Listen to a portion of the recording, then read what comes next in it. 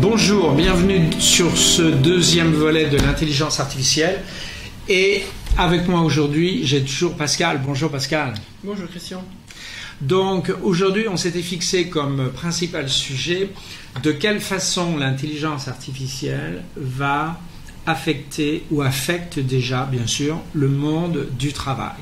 Alors d'une façon générale, Pascal, qu'est-ce que tu peux nous dire sur le sujet ?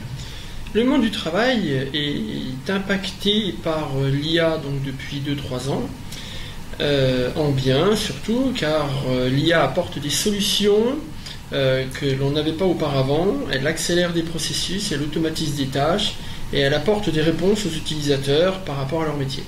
D'accord. J'ai cependant une question qui avait été traitée un petit peu la dernière fois qu'on s'est vu, mais je voudrais ajouter, l'intelligence artificielle va quand même, et c'est présent, c'est une question présente dans tous les esprits, va tout de même détruire un certain nombre de tâches ou d'emplois. Oui, non. Certaines tâches vont disparaître. Par contre, les tâches qui vont être remplacées par l'AI nécessiteront toujours une supervision de l'être humain. Pas toutes, mais certaines. Après, les métiers pour lesquels toutes les tâches vont disparaître, oui, ça malheureusement, comme toute révolution, que ce soit une révolution industrielle, informatique ou autre, l'IA génère donc des destructions d'emplois, mais parallèlement, de très nombreux emplois vont être créés, ont déjà été créés. Attends, je te coupe, un petit peu comme au cours de l'Internet dans les années 90. Oui, quand le commerce électronique est apparu, des magasins, des gens qui avaient des magasins se sont inquiétés de la présence d'Internet, mais parallèlement, ils ont pu utiliser Internet pour vendre leurs produits, donc ils ont vendu plus. Ça a créé des nouveaux métiers, des nouveaux commerçants sont apparus. Aujourd'hui, 30 ans plus tard, le commerce électronique, si on ne l'avait pas, ce serait quand même assez difficile. Exactement, et il cohabite très bien avec le commerce de détail traditionnel. En fait, il y a eu un partage. D'accord. Il y a eu des destructions de commerce, mais il y a eu les créations de commerce supérieures aux destructions. Très bien. Dans le milieu de l'entreprise, parce que ça concerne des millions et des millions de gens, en quoi l'intelligence artificielle va apporter du changement ? L'intelligence artificielle a déjà commencé son travail en automatisant des tâches, et donc cela permet de supprimer donc, des tâches rébarbatives. Des utilisateurs, des employés peuvent ainsi ne plus se focaliser sur des tâches qui leur faisaient perdre du temps, qui n'étaient pas valorisantes, au profit maintenant de tâches beaucoup plus intéressantes et beaucoup plus valorisantes justement pour ces personnes.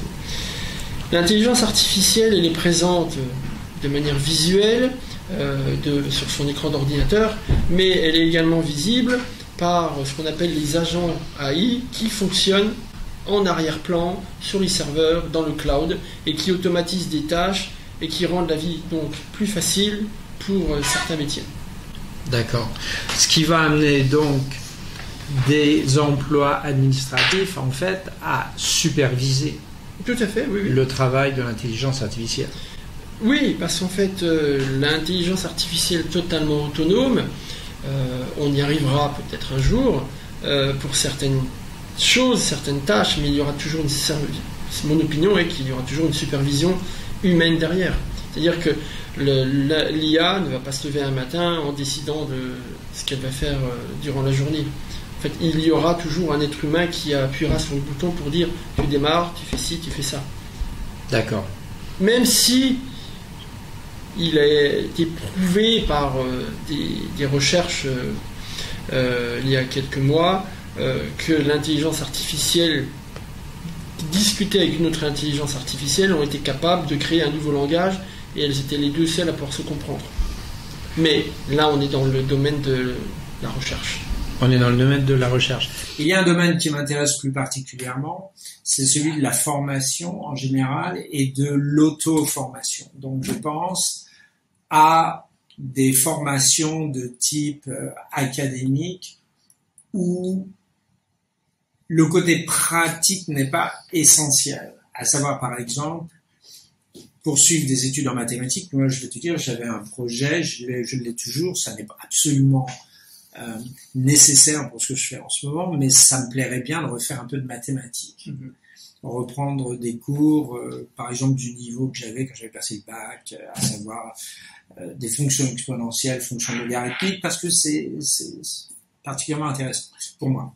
Et donc je peux très bien demander à l'intelligence artificielle, dis-nous un petit peu, qu'est-ce qu'il faudrait que je fasse? Eh bien, en fait, sur des moteurs tels que DeepSeek, ChatGPT ou autres, tu peux demander, en rédigeant un prompt bien détaillé, un plan d'auto-formation, tout en lui expliquant au départ ton cursus, tes connaissances actuelles. Ensuite, dans le contenu du plan d'auto-formation, tu vas lui indiquer la période dont tu disposes pour apprendre. Et à partir de là, l'intelligence artificielle va te créer, te rédiger, te proposer un plan d'auto-formation. Ce plan d'auto-formation, s'il te convient, tu pourras, ou même s'il ne te convient pas, mais tu pourras demander donc à l'AI qu'elle te détaille certains chapitres de cette auto-formation. Et tu te retrouveras avec un plan ultra complet. Tu peux lui demander qu'elle te cite des sources d'apprentissage, des noms de livres à acheter pour apprendre. Ouais. Tu pourras lui demander donc, dans ce plan d'auto-formation qu'elle inclut des exercices sans les réponses. Tu pourras faire des exercices et demander le raisonnement de la réponse si tu le souhaites ou pas. En fait, tu vas disposer d'une liberté gigantesque pour t'auto-former, pour reprendre les mathématiques. Et surtout, c'est que tu vas le faire à ta vitesse. Tu vas le faire avec, on pourrait dire, quasiment un partenaire, ou une partenaire qui est là ici. Donc, en fait, je vois, tout le monde peut s'en rendre compte, les centres de formation traditionnels peuvent avoir un problème avec ça. Puisque un étudiant bien organisé, avec un programme bien défini, va pouvoir lui-même choisir ce qu'il a envie d'apprendre, à la vitesse qu'il veut, ce qui est un avantage par rapport aux classes, où quelquefois ça va trop vite ou ça va trop lentement. Et donc, les organismes professionnels de formation vont peut-être avoir un problème de compétition avec l'intelligence artificielle. C'est un sujet qui est pas délicat, mais c'est un sujet intéressant parce que on pourrait dire qu'avec l'arrivée d'Internet il y a 30 ans, les centres de formation auraient pu vivre ce même type de problème. Exact. Or, il y a toujours des centres de formation qui délivrent toujours des certifications. Parallèlement, Internet délivre des certifications par des centres de formation totalement online ou mixtes online et physique.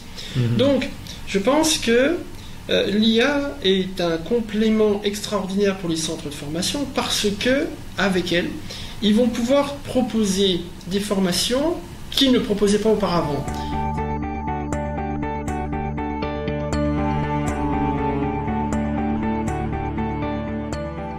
Bonjour à nouveau pour encore un nouveau volet sur l'intelligence artificielle.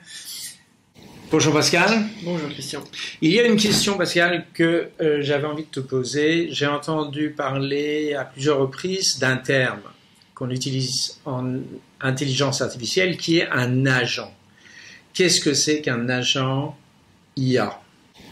Un agent IA, c'est un programme informatique qui va effectuer des tâches automatiques ou semi-automatiques de manière autonome ou semi-autonome. Est-ce que tu peux nous donner un exemple, s'il te plaît, de façon à ce que nos amis qui nous regardent puissent comprendre? Un exemple, j'ai une adresse email sur laquelle je reçois des dizaines et des dizaines de newsletters par jour. Et donc, j'ai créé un petit agent IA qui, tous les matins, m'envoie un résumé de ces dizaines de mails. Donc, chaque matin, je reçois un mail qui est en fait un résumé du contenu de chacune de mes newsletters. Simplement, j'ai demandé à l'agent qu'il me fasse une ligne par newsletter reçu. De cette manière, je peux parcourir tous les sujets et à partir de là, je peux cliquer sur le lien qui va m'envoyer directement sur le mail. D'accord. Mais alors, cet agent IA, comment tu y accèdes? D'où vient-il? Il y a plusieurs solutions. La première, c'est d'utiliser des services existants sur le net, donc qui ont un coût mensuel. La seconde, c'est de créer soi-même son infrastructure, qui n'est pas forcément compliquée, et qui peut être utilisée par les entreprises.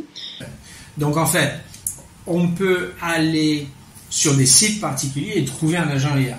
Il y a des milliers d'agents. C'est-à-dire que les agents IA sont, comme les AI, en fait, sont multiples. Il y a des agents pour le monde de la musique, de la vidéo, plein de choses. On peut imaginer aujourd'hui, parce que ça existe, des agents IA qui vont créer des morceaux de vidéo en fonction des réponses de clients reçus par mail. Par exemple, on peut imaginer un magasin en ligne qui met à disposition un chatbot pour ses clients. Le client voudrait, par exemple, ne trouve pas l'information sur le site. Il souhaite, par exemple, une vidéo d'un produit qu'il a vu. On peut très bien imaginer qu'il y ait un agent AI qui comprend d'une part la question, qui va créer la vidéo et qui va la mettre à disposition du client. C'est tout à fait possible aujourd'hui de faire ce genre de choses. D'accord. Et cet agent IA, je vais le chercher sur Internet, je paye, il y a certainement un fee mensuel à payer. Oui. Alors, il y a quand même des sites qui proposent des agents gratuits pour un certain nombre de minutes, de jours, ou en fonction d'une quantité d'usage processeur. D'accord. Donc, cet agent IA, comment je l'utilise? Est-ce qu'il faut que je l'installe sur mon ordinateur ou est-ce que ça se fait dans le cloud? Comment ça fonctionne? Non, la plupart du temps, c'est dans le cloud et c'est sous forme d'un abonnement. Cet abonnement va permettre de disposer d'un dashboard, d'un tableau de bord sur lequel tu vas paramétrer l'action de l'agent et les différentes actions qui vont en découler.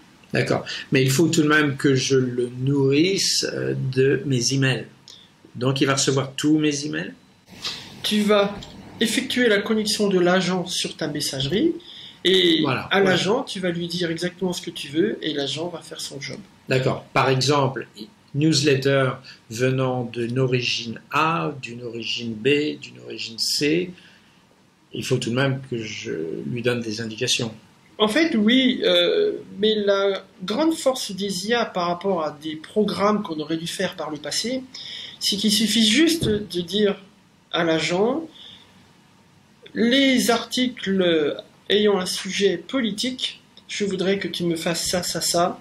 Les articles avec un sujet économie, je voudrais que tu fasses ça, ça, ça. Et de lui-même, en fait, en lisant les emails, il va comprendre si c'est de la politique, de l'économie ou autre.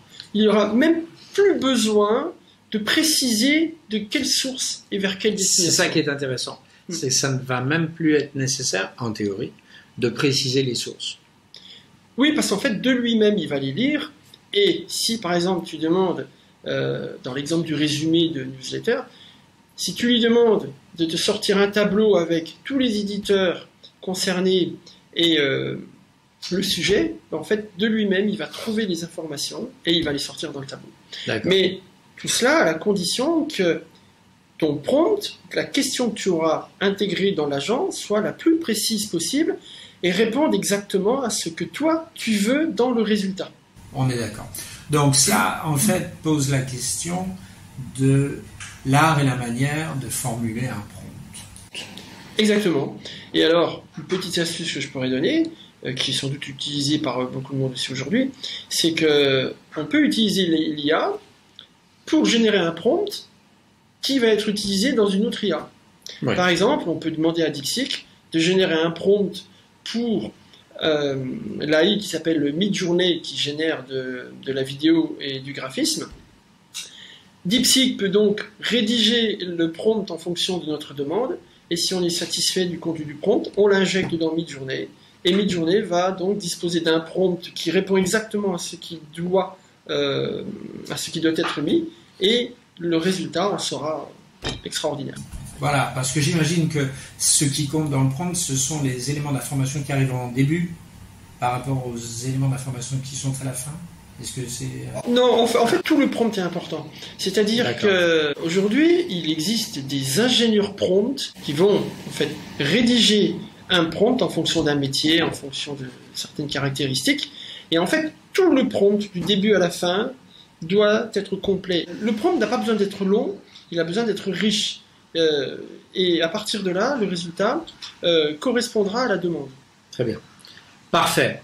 Merci Pascal pour cette réponse et nous allons nous retrouver très très bientôt pour d'autres questions sur l'intelligence artificielle. Merci. Thank you for watching. Et à très bientôt.